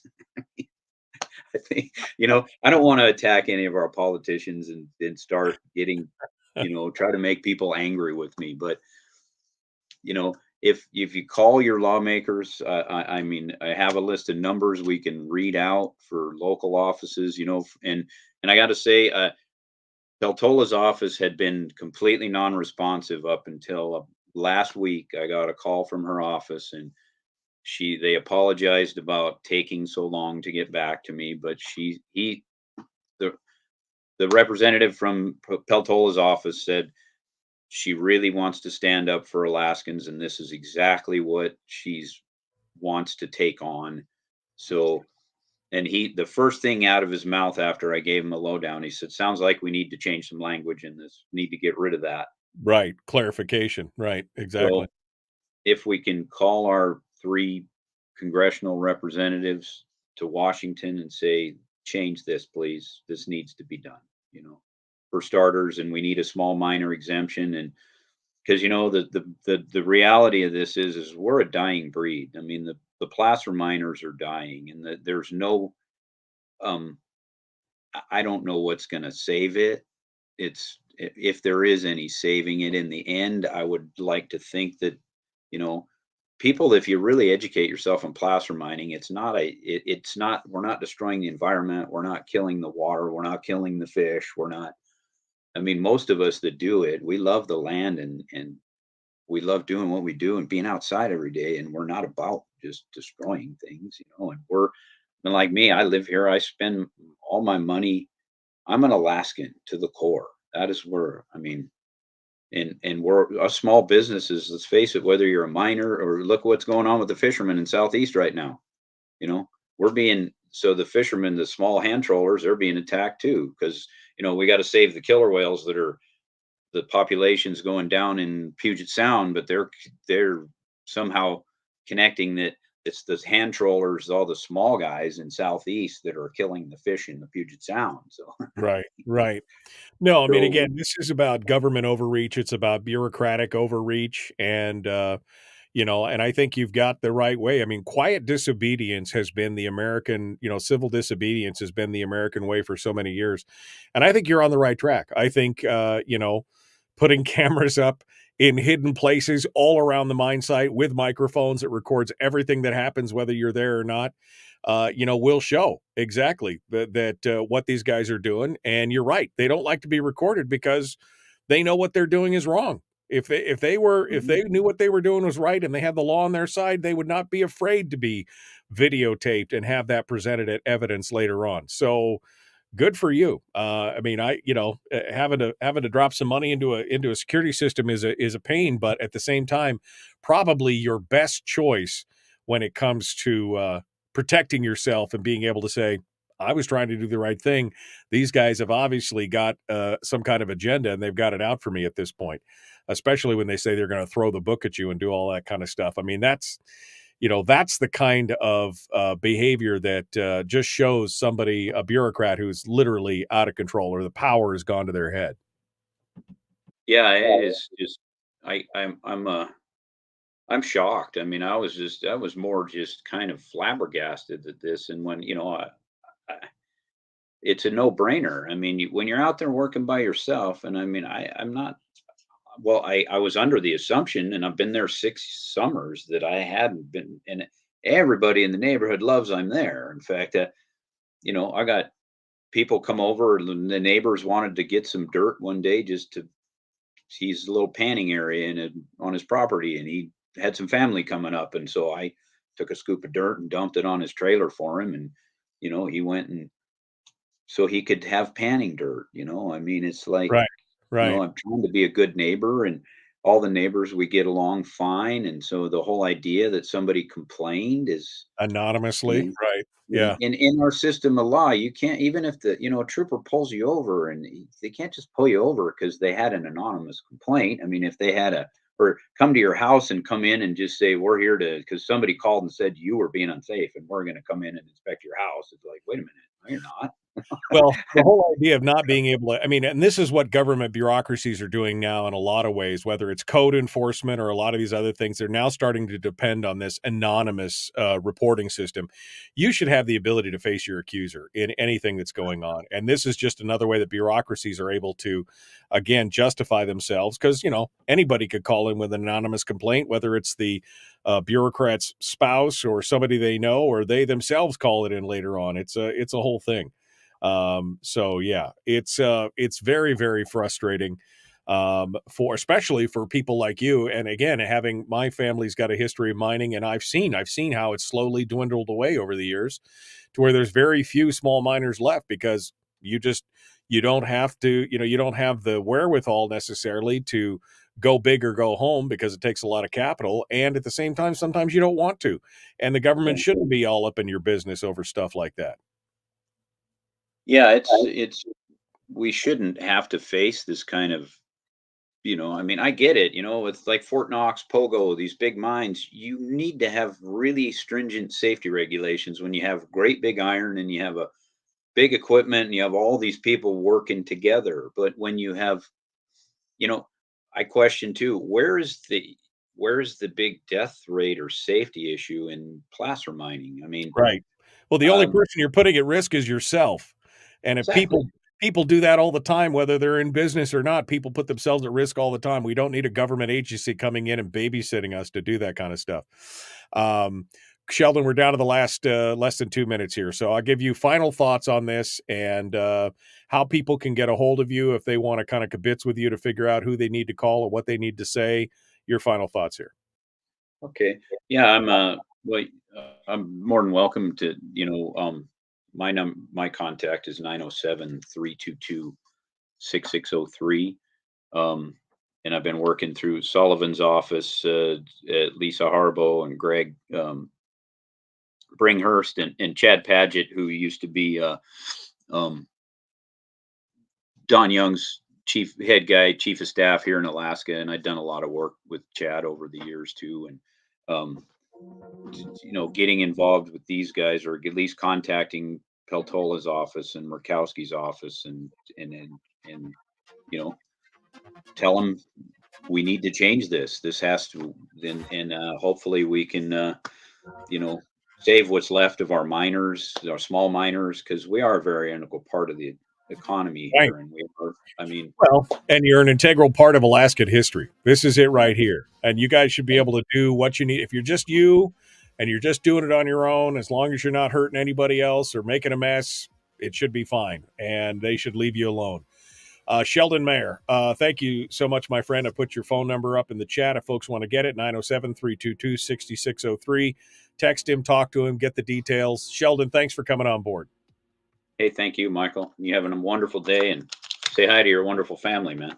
I will. I appreciate it. Folks, we're out of time. Tomorrow is Firearms Friday. Sheldon, hold the line. We'll be right back. All right, Sheldon. I'll give you the final bite at this apple, my friend. I mean, I applaud you. I know that you've been, you put yourself in a precarious position over the years because you have been the one that basically has stood up and said, no, I will not comply with laws that are ridiculous or regulations that actually go against the law and things like that. And I admire you for that. You've taken a stand many, many times. And this is just yet one more time where you've taken that stand. That again, civil disobedience is the most American of choices and of actions. That's what we do in this country. Quiet civil disobedience. And you're doing that. Now you're being a little louder about it because, again, if they're going to single you out, that's crazy. And if they're going to, again, utilize government resource, flying a helicopter into your property 50 feet off the road because I guess they can. That's still trespassing, by the way. I'm still trying to figure out how they could justify. Yeah.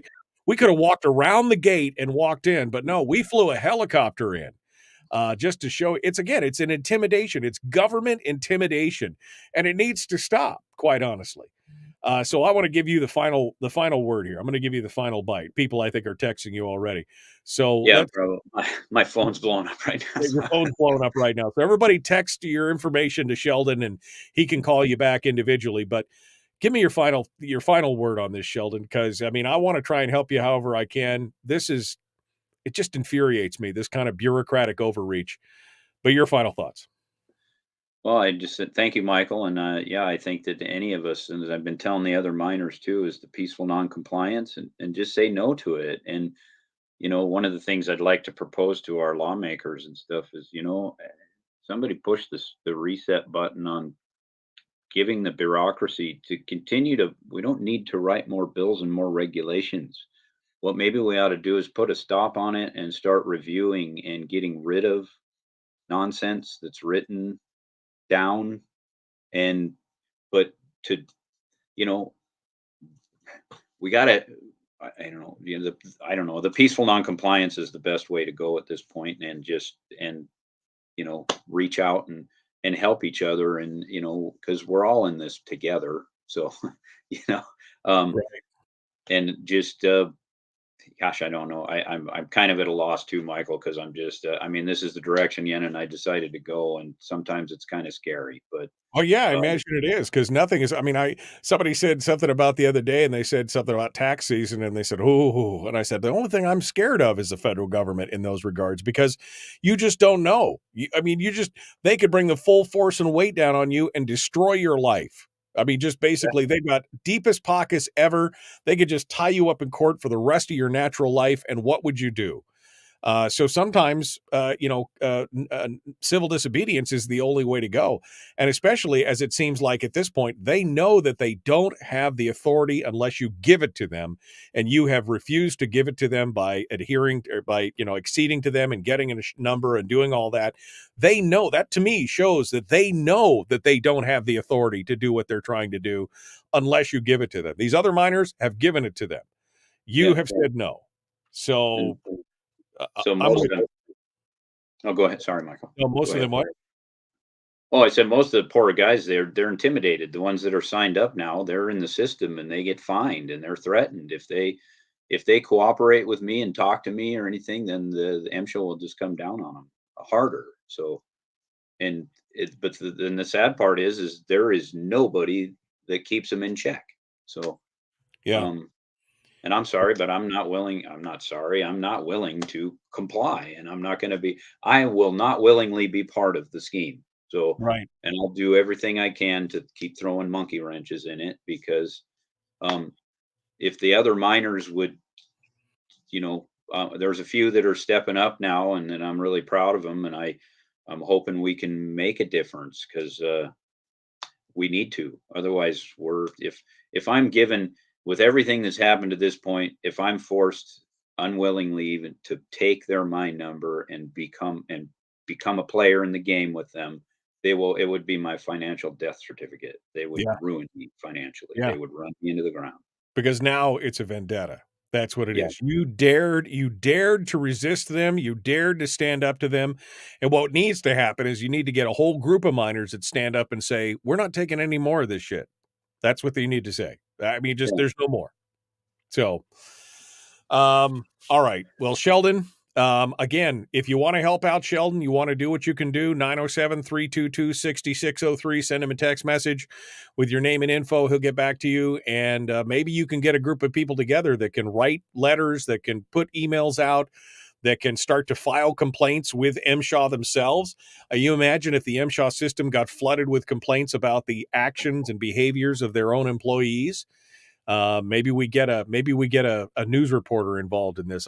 We'll see what we can do, but it's got to stop, man. These are your fellow Alaskans persecuting you for exercising your own rights and trying to make a living, not hurting anybody else, not destroying the environment. Not that MSHAW has anything to do with the environment. MSHAW is about safety and health of the worker, which is Sheldon, which is like he's got it all covered. MSHAW has the whole thing. I'm just get so pissed about it. All right. Oh, man. All Well, right, Michael. Hey, Sheldon, thank you so much. I appreciate you coming on board, and keep me Thank in the you. loop, okay? Oh, and one more thing, if you got time, is if anybody does have any way, I've been trying what you just talked about is getting some national coverage, like through any Sean Hannity or Tucker Carlson, or I've even tried Joe Rogan, but I seem to get nowhere with any of them. So I don't know.